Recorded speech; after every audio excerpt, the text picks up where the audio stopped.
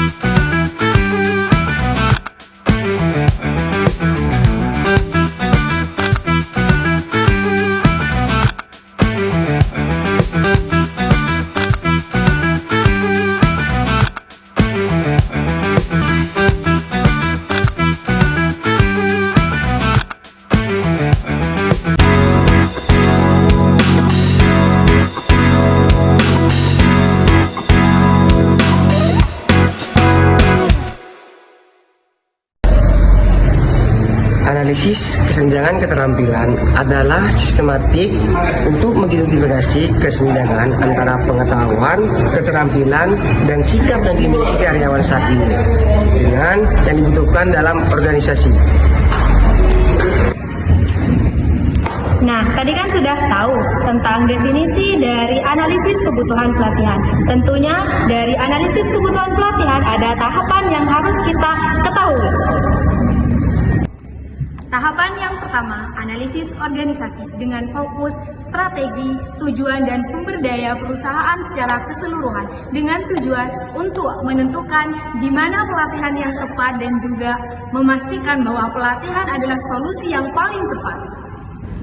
Tahap yang kedua, analisis tugas, yaitu untuk meninjau pekerjaan atau tugas tertentu. Tujuannya untuk mengidentifikasi kinerja perusahaan dan juga mengidentifikasi kemampuan, pengetahuan, keterampilan spesifik tertentu.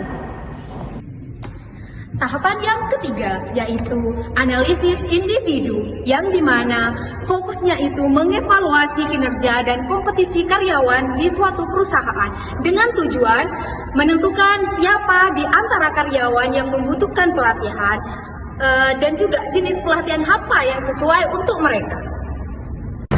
Adapun manfaat bagi pelatihan itu ada dua, manfaat bagi karyawan dan manfaat bagi organisasi.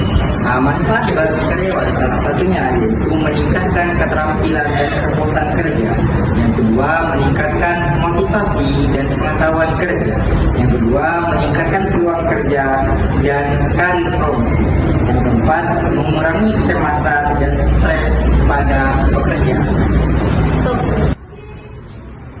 Adapun yang kedua yaitu manfaat bagi organisasi. Yang pertama, meningkatkan produktivitas dan efisiensi kerja.